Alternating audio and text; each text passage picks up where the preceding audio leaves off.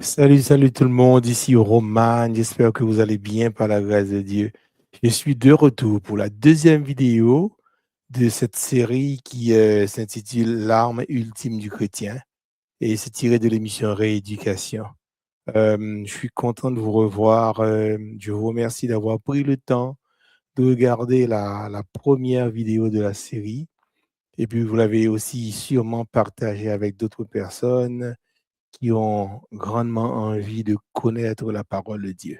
Alors, c'est un plaisir et on est là pour la deuxième vidéo de cette série-là. Je profite de l'occasion pour vous remercier de vos prières et puis de vous abonner aussi à la chaîne YouTube de Production Le Bouclier.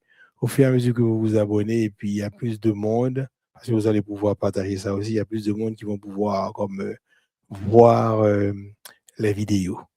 Et puis autre chose, c'est un petit rappel à ne pas oublier, le spectacle du 21 novembre 2026 au théâtre Leonardo da Vinci. OK?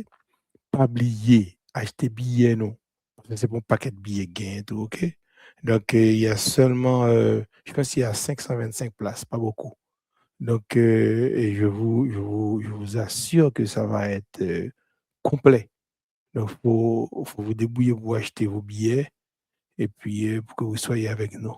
OK? Donc, achetez billets, nous, dans presque toutes les églises adventistes et dans certaines églises protestantes, il y a des billets disponibles.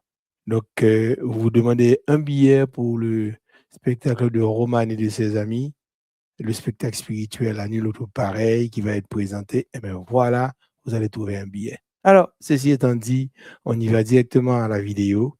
Alors, bon visionnement et que Dieu vous bénisse. Maranatha. Les productions Le Bouclier présentent Rééducation. Rééducation est une émission qui se veut spirituelle, sociale et musicale. C'est un espace où certains concepts depuis longtemps établis seront remis en question. C'est un espace où la parole de Dieu a la priorité absolue sur les traditions, les interprétations et l'incrédulité. Merci pour vos prières sincères. Nous vous aimons, mais Dieu vous aime encore plus. Maranatha, Maranatha.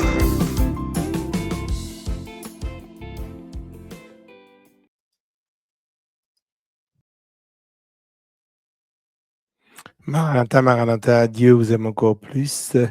Alors, on est de retour pour cette série L'arme ultime du chrétien.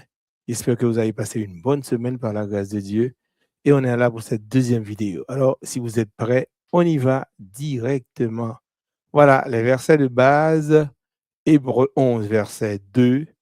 C'est tiré de la Bible Martin.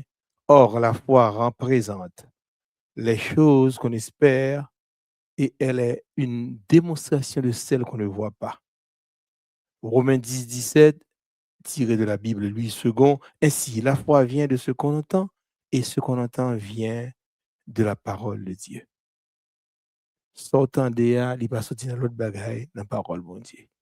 Et nous avons aussi notre intention pédagogique, c'est qu'à la fin de cette étude, chacun devra savoir à 100% que l'arme ultime du chrétien est la foi et que sans elle, il nous est impossible de plaire à notre Dieu. C'est la foi. Prions le Seigneur.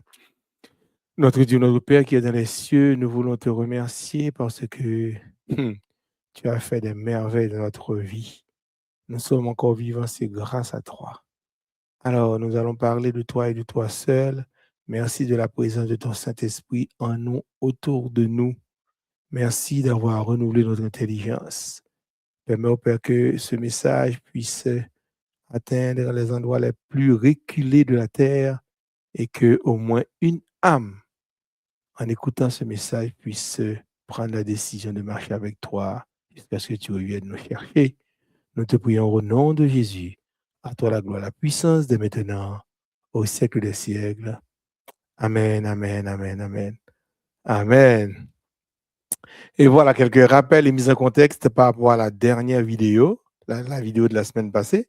Nous avons compris qu'après le péché, l'homme et la femme prirent conscience qu'ils étaient nus et qu'ils étaient devenus du même coup la proie du péché. C'est ça pour nous comprendre finalement. Et même monsieur dame venu nous connaître que mais après le péché que yo continue. Et puis dès lors, ils étaient devenus la proie. Ça veut dire que c'est manger péché. Ils comprirent la nécessité de développer tous les moyens de protection et de défense concevables, tant sur le plan physique que mental. Ça veut dire que pour dégager pour vivre, comme par exemple Lyon hein, la semaine passée, mais il devait se débrouiller pour vivre, mais il devait développer des techniques, il devait, il devait comme fabriquer des outils. Et c'est la question outils, ça, voilà que en pile âmes à la naissance. De l'Antiquité à nos jours, différents types d'armes ont été inventés par l'homme. C'est ce qu'on avait vu dans la vidéo de la semaine passée. Et pour cette semaine, on va voir les enfants de Dieu et les âmes physiques. C'est-à-dire que hein, comment est-ce que monde qui marche à bon Dieu, est-ce qu'il utilise des âmes? Est-ce qu'il doit utiliser des âmes? Est-ce que tu qu'on utilise des âmes?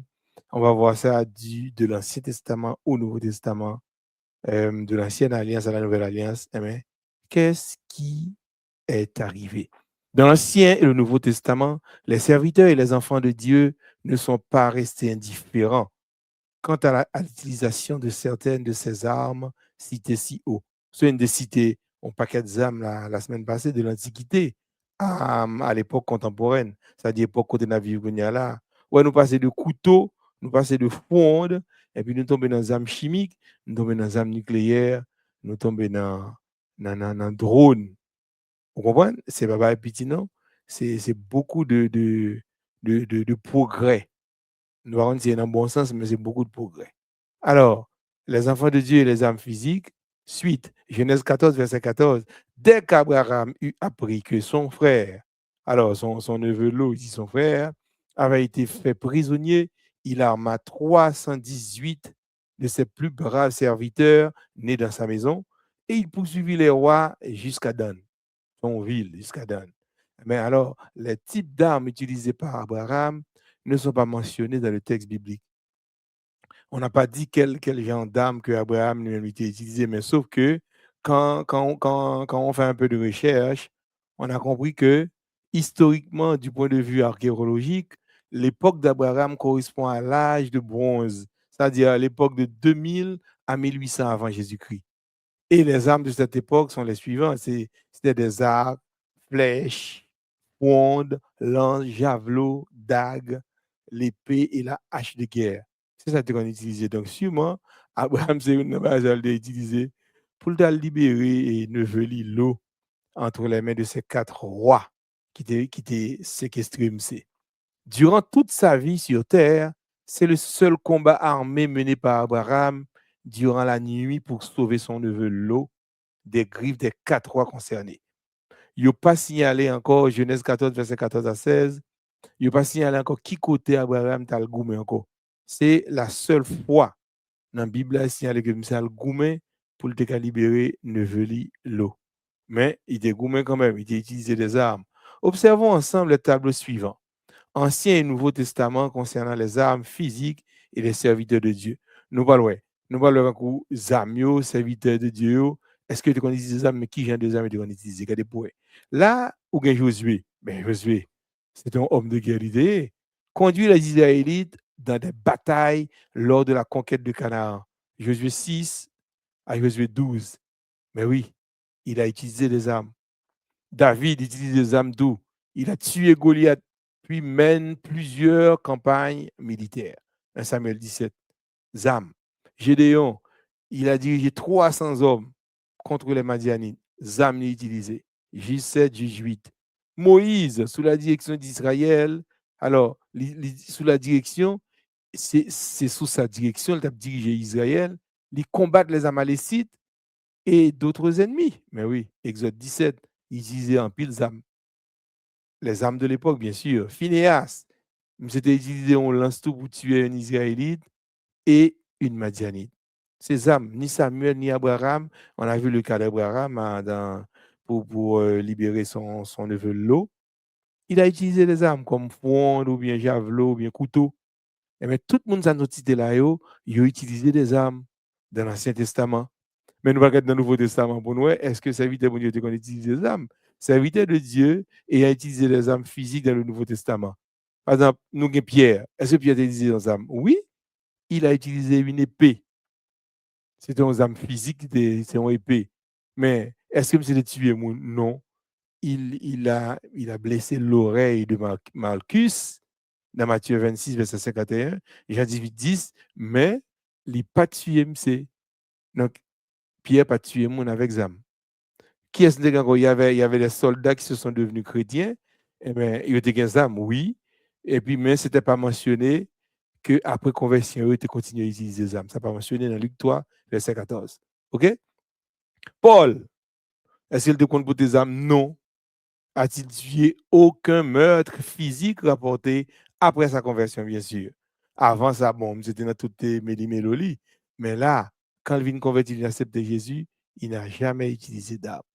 Est-ce que vous comprenez? Ça veut dire que, ouais, il y a un monde de différence entre l'Ancien Testament et le Nouveau Testament en ce qui a trait aux armes que les serviteurs de Dieu et les enfants de Dieu ont utilisées.